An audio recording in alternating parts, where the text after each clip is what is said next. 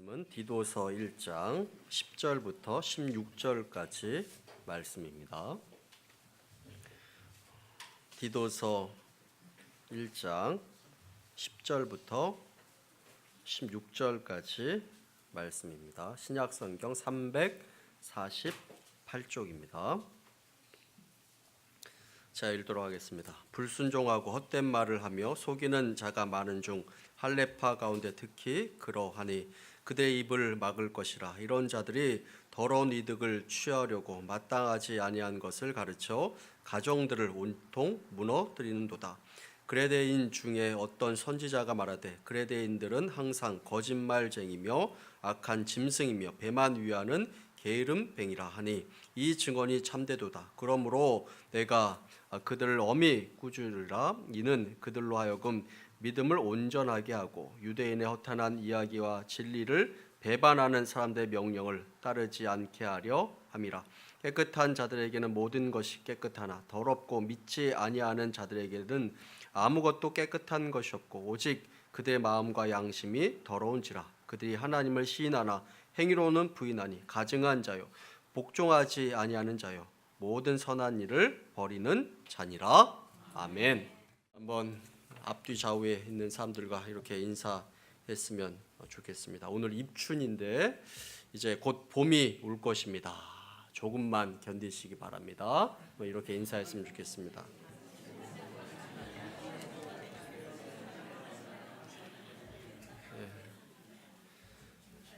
자, 앞에 꽃이 너무 예쁘죠? 예, 참 이쁘게 했는데요. 이제 오늘이 입춘입니다. 곧 날씨가 풀리고 또 봄이 올 것입니다. 조금만 잘 견디시고 추위를 이겨 나가시고 또 힘차게 신앙생활 해 나가시기를 바랍니다. 중국 상해에 갔다 온 어느 분의 이야기입니다. 차를 어느 한 곳에 세우고 강변으로 나섰는데 한 중국 청년이 한국말로 이렇게 이야기했습니다. 롤렉스 있습니다. 이렇게 하면서 한 개에 10만 원 이렇게 이야기하더라라는 것입니다. 딱 봐도 가짜 짝퉁인데 일행 중에 어떤 분이 이야기하기를 롤렉스 정품은 수백만 원 한다라는 것입니다. 그런데 얼핏 봐도 구분이 되지 않을 정도로 그럴듯했습니다. 관심을 보이지 않으니까 더 가까이 와서 한 개에 10,000원 이렇게 이야기하더랍니다. 아무 소리 하지 않고 차에 타니까 창문에 대고 2개에 10,000원 예, 이렇게 이야기하더라고 합니다. 그래서 또 다른 한 분은 짝퉁을 가짜를 하나 샀는데 인천공항에 도착하기도 전에 시계가 멈추더라 라고 이렇게 이야기하는 것을 들었습니다. 우리 중국 전도사님도 계시지만 중국은 그야말로 지금은 또 좋은 제품들도 많이 있지만 또 유명한 짝퉁도 많이 있다라고 이렇게 이야기합니다.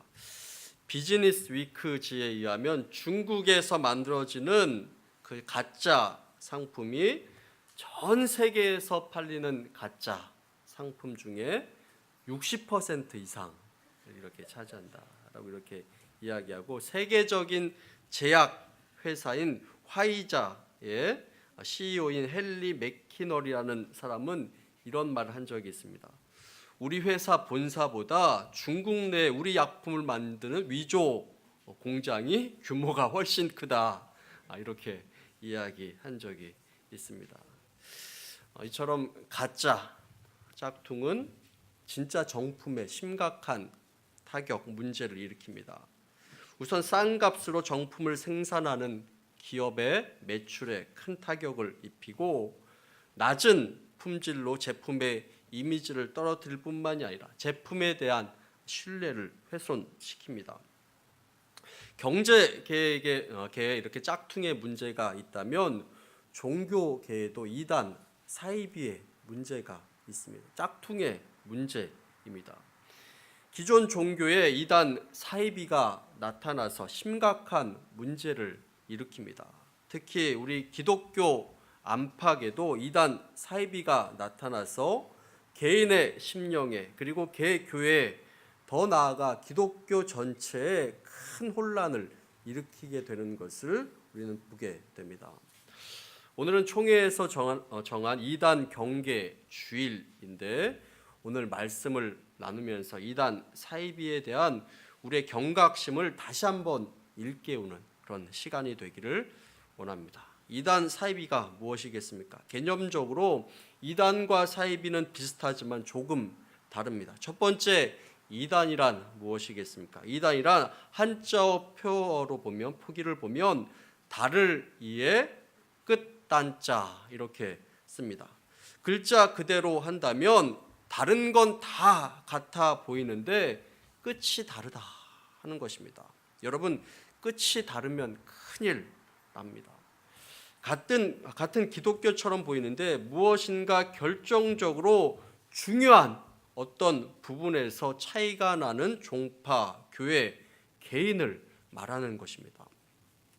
영어로 이단을 헤러시라고 이렇게 이야기를 하며 그렇게 씁니다. 헬라어로 하이레시스라고 이렇게 이야기를 합니다. 성경 곳곳에 이 이단에 대한 이야기가 있습니다. 오늘 읽었던 말씀 가운데 우리 디도서 3장 10절 말씀 함께 읽어보도록 하겠습니다. 함께 읽습니다.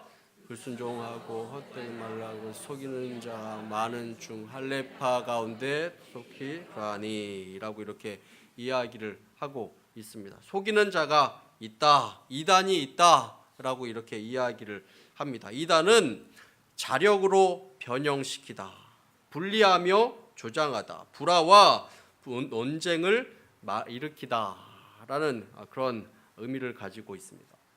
그러니까 정통 교리를 따르지 않고 제멋대로 교리를 만들어내서 분란을 일으키는 그런 집단을 이야기하는 것입니다. 다시 말해서 이 이단은, 사이비는 기독교 안에서도 정통 교리를 따르지 않습니다. 자의적으로 교리를 만들어냅니다.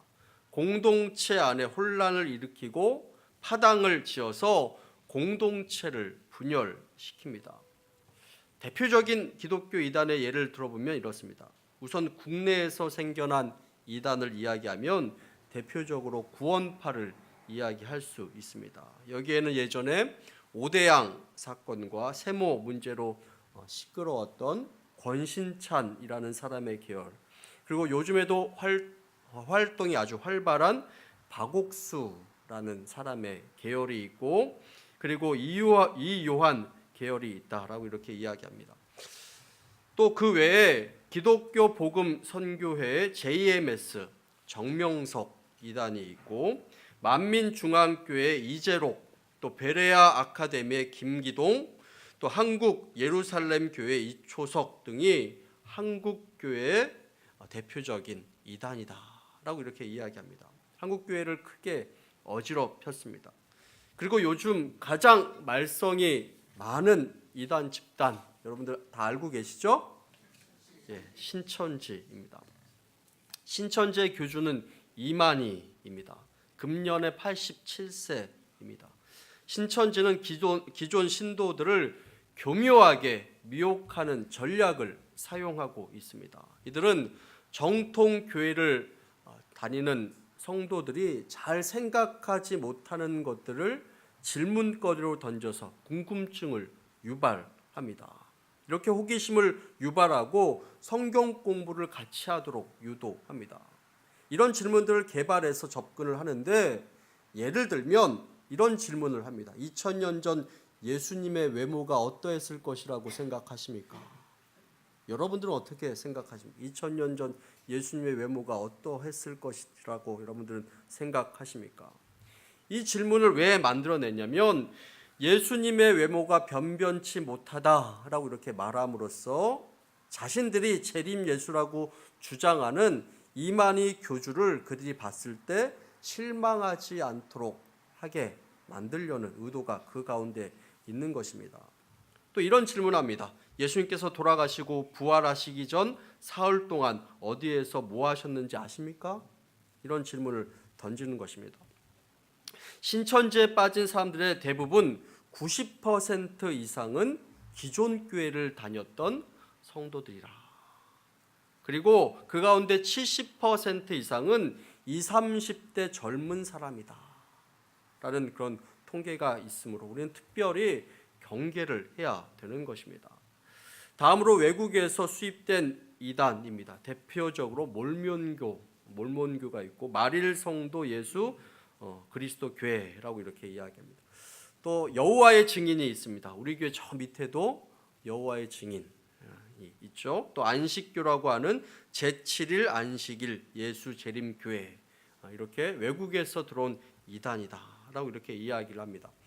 두 번째로 사이비가 있습니다.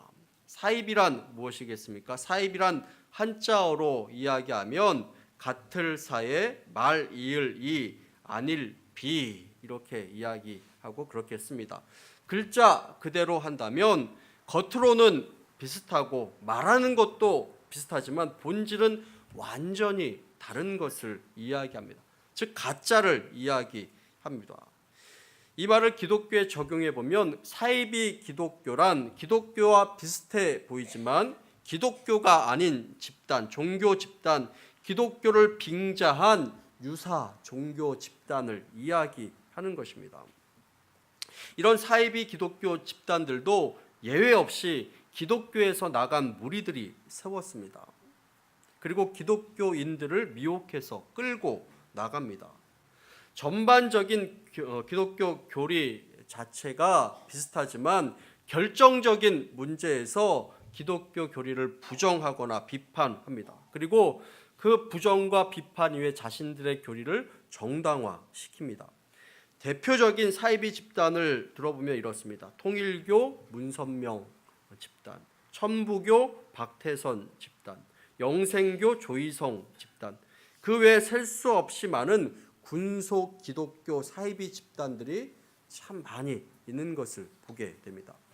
이런 이단 사이비의 정체를 깨닫게 해준 그 말씀이 있는데 바로 마태복음 13장 24절부터 30절까지의 말씀입니다. 우리 마태복음 13장 24절부터 30절까지의 말씀을 같이 읽어보도록 하겠습니다. 함께 했습니다. 예수께서 그들 앞에 또 이름을 들었습니다.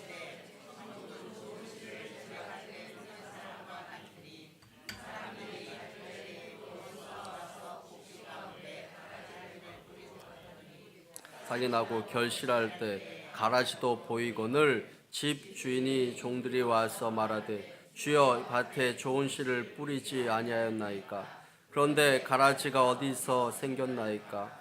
주인이 이르되 원수가 이렇게 하였구나.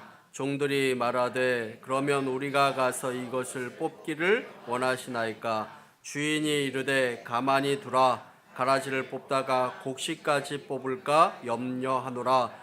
둘 다 추수 때까지 함께 자라게 두라. 추수 때 내가 추수꾼들에게 말하기를 가라지는 먼저 거두어 불사르게 단으로 묶고 곡식은 모아 내 곡간에 넣으라 하리라. 주인이 정성을 들여서 씨를 뿌리고 밭을 가꾸어서 곡식들이 잘 자라고 있습니다. 그런데 곡식이 잘 자라고 결실할 즈음에 보니까 거기에 가라지도 있더라라는 것입니다. 알고 보니 주인이 잠잘 때 악한 사람들이 몰래 와서 이 가라지 씨를 뿌렸다라고 이렇게 이야기를 합니다. 그리고 이 가라지는 추수할 때 불사르겠다라고 이렇게 이야기를 하고 있습니다. 주님께서는 이 비유를 통해서 이단과 사이비의 정체를 말씀해 주십니다. 하나님께서 정성껏 가꾸신 그 밭, 이 교회 안에 알고 긴 하나님의 백성들 위에도 가라지도 있을 수 있다라는 것입니다. 악한 자들이 몰려와서 가라지 씨를 뿌렸기 때문이다라고 이렇게 이야기하고 여기서 이 악한 자들을 가라지 곧 이단과 사이비라라고 이렇게 이야기를 하고 있습니다. 결국 이 이단과 사이비는 마지막 때에 하나님의 심판으로 멸망당할 자들이라라고 이렇게 말씀하고 있습니다. 그렇다면 이단과 사이비를 왜 경계해야겠습니까? 우리나라는 종교의 자유가 보장된 나라입니다. 그래서 누구든지 자기의 종교를 가질 수 있고 믿고 따를 수 있는 종교의 자유가 있습니다. 누구라도 남의 종교에 대해서 무시하거나 배척해서는 안 되는 것이 법입니다. 그러면 왜 우리는 이 이단과 사이비를 경계해야겠습니까? 그냥 내버려 두거나 잘 설득해서 전도해서 개종시키면 되지 않겠습니까? 이렇게 생각할 수도 있을 것입니다. 그런데 우리가 이단과 사이비를 경계해야 되는 이유는 분명합니다. 저들이 정통 기독교를 공격하고 교회의 위해를 가하고 있기 때문에 그렇습니다. 사단이 이 땅의 교회를 무너뜨리고 성도들의 믿음을 무너뜨리기 위해 사용하는 도구가 바로 이단과 사이비다라는 것입니다. 우리가 가장 경계해야 될 이단과 사이비의 문제는 두 가지입니다. 첫 번째로는 성도를 미혹합니다. 자, 오늘 본문의 이 10절 말씀에 보면 불순종하고 헛된 말을 하며 속이는 자들이 많은 중 이렇게 이야기하고 있습니다. 성도들을 속여서 바른 믿음 가운데 서지 못하도록 미혹하는 자가 많다라고 이렇게 이야기하고 있습니다. 이 이단과 사이비의 원조는 에덴 동산의 뱀, 곧 사단이라고 이렇게 이야기할 수 있을 것입니다. 하와와 또 아담을 미혹해서 하나님의 말씀을 의심하도록 만들었습니다. 결국에는 하나님의 말씀을 어기도록 그가 꾀임을 놓았던 것을 보게 됩니다. 오늘날에도 이 뱀의 후예들 이단과 사이비가 성도들을 미혹합니다. 우리가 주목할 것은 무엇이냐면 이 이단과 사이비들은 각자 자기들식의 전도 방법이 있고 전도 대상자로 삼는 사람들이 있는데 전도 대상자로 삼는 사람은 불신자가 아니라 믿는 사람이다라는 것입니다. 그들은 믿지 않는 사람, 불신자들을 찾아와서 전도하려고 하지 않습니다. 그들이 목표로 삼은 사람은 기독교인들입니다. 교패가 붙은 집만 골라서 찾아갑니다. 예수 믿는 사람들을 골라서 접근합니다. 우리가 경계해야 될 것은 그들은 그리스도인들을, 기독교인들을 미혹하는 특별한 훈련을 계속 받았다라는 것입니다. 그래서 교묘한 논리와 말재주로 성도들을 미혹하고 믿음을 흔들어 대는 것입니다. 또한 심각한 것은 이단과 사이비가 신학이라는 이름으로 버젓이 신학교를 내고 활동하고 있다라는 것입니다.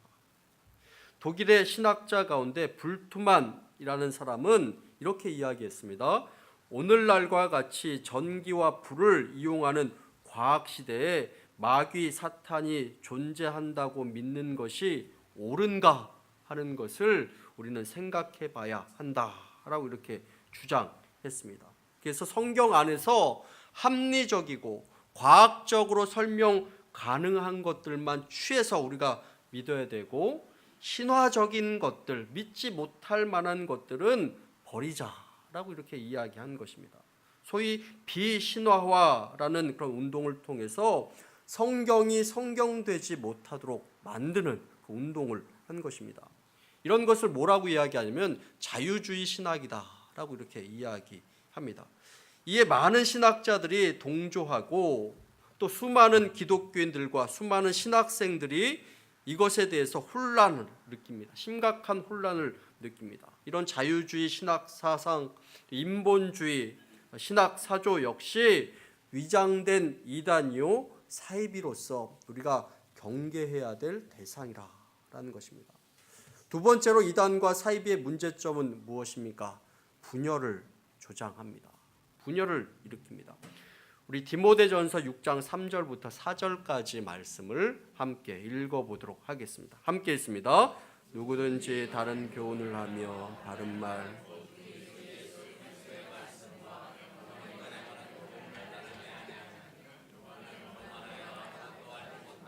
언론과 인정을 좋아하니 이로써 투기와 분쟁과 비방과 악한 생각이 나며 또 이단과 사설로 교회의 다툼과 분열을 조장하는 그런 세력, 사람이 있다. 저들을 경계하라 라고 이렇게 말씀을 하고 있습니다.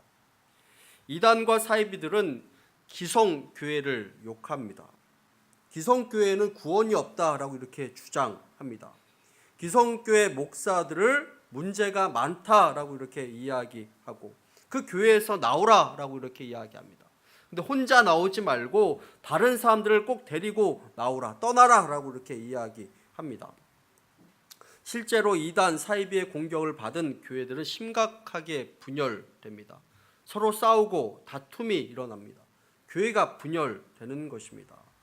우리가 주목해야 될 점은 무엇이냐면 교회 안팎에서 교회를 비판하는 그런 세력들이 많이 있다라는 것입니다. 근데 그 목적이 무엇이냐면 교회를 바로 세우려고 하는 그 목적이 아니라 교회를 무너뜨리려고 하는데 목적이 있다라는 것입니다. 물론 교회의 잘못과 문제를 지적해서 개혁해 나가려고 하는 그 움직임은 너무나 소중하고 중요합니다. 그러나 그 목적이 교회를 세우려고 하는 목적이 아니라 교회를 무너뜨리려고 하는 것이 목적일 때가 문제가 되는 것입니다. 건설적인 비판이 아니라 파괴적인 비판을 합니다.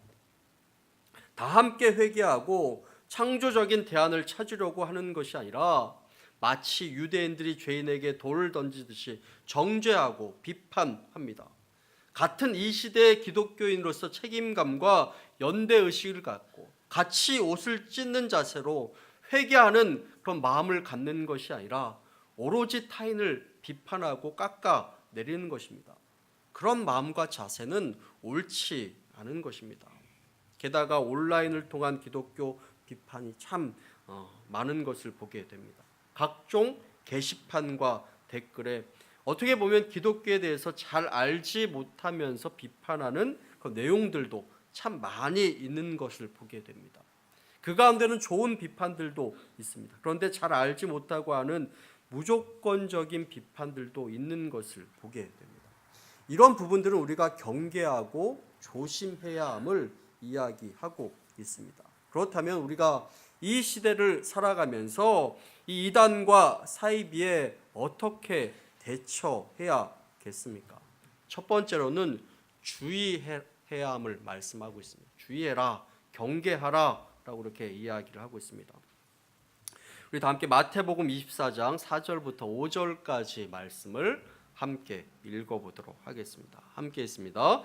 예수께서 대답하여 이르시되 너희가 사람의 미혹을 받지 않도록 주의하라. 많은 사람이 내 이름으로 와서 이르되 나는 그리스도라 하여 많은 사람을 미혹하리라. 이단 사이비의 등장을 예언해 주신 주님의 말씀이고 그들을 주의하라 또 경계하라 라고 이렇게 이야기하고 있습니다. 우리 주위에는 교회를 흔들고 성도들을 미혹하려고 하는 그런 세력들이 끊임없이 있고 또 우리들을 넘보고 있다라는 그 사실을 우리는 잊어서는 안 되는 것입니다. 이단과 사이비가 가까이 있다라는 그 사실을 잊지 말아야 합니다. 나는 문제 없겠지. 나는 걱정 없어. 나는 능히 이겨낼 수 있어. 이렇게 자만해서는 안 되는 것입니다.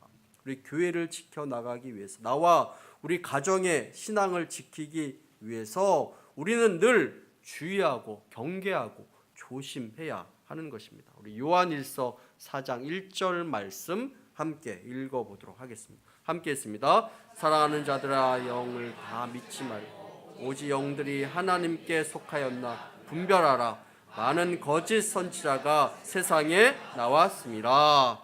이단 사이비가 많으니 무조건 다 믿지 말고 분별하라 라고 이렇게 말씀하고 있습니다. 그렇습니다. 우리는 분별할 수 있어야 합니다.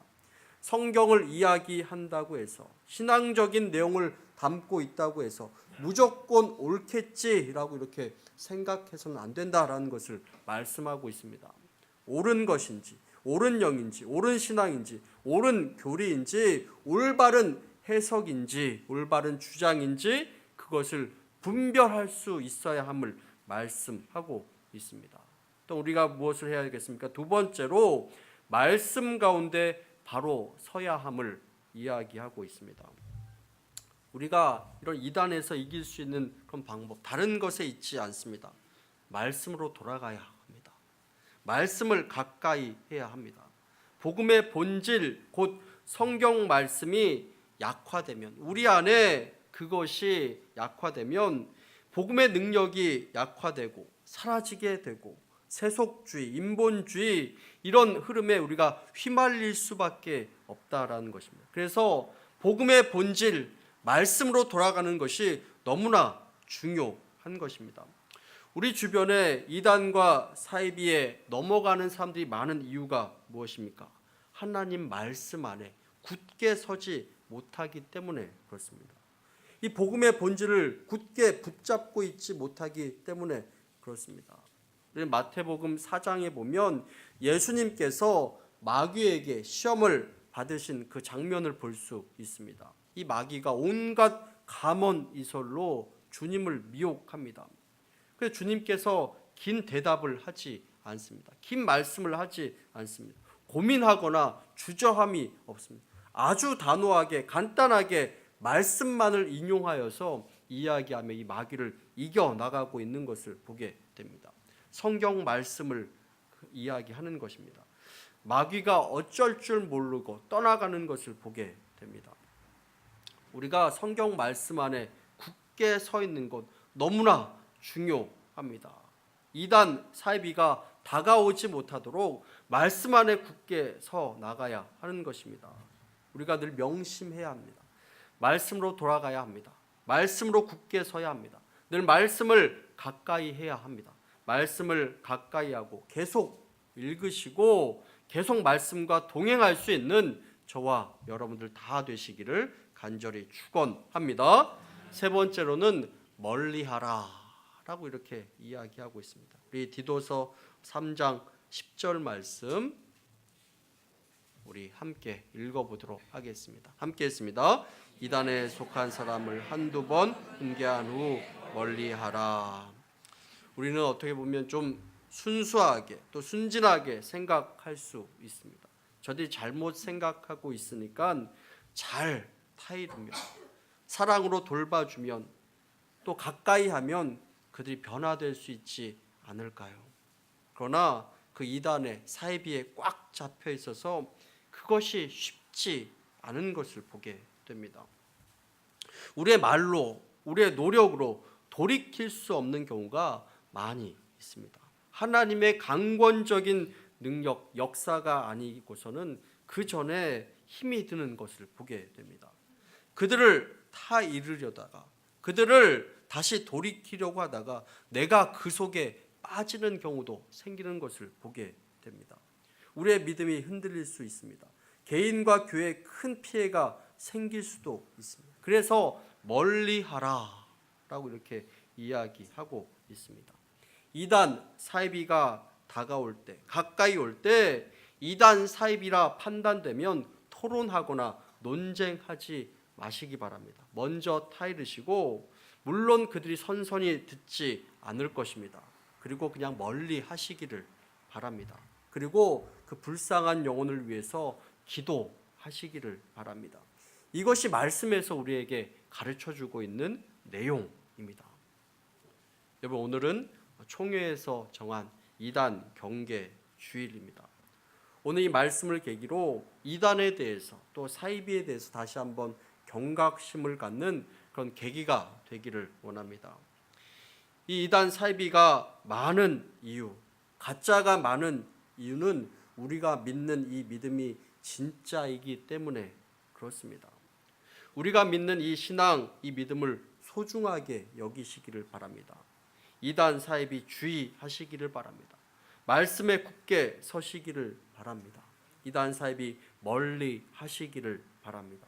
굳건한 믿음으로 바로 서는 저와 여러분들 다 되시기를 간절히 축원합니다. 우리 함께 합심으로 기도하도록 하겠습니다.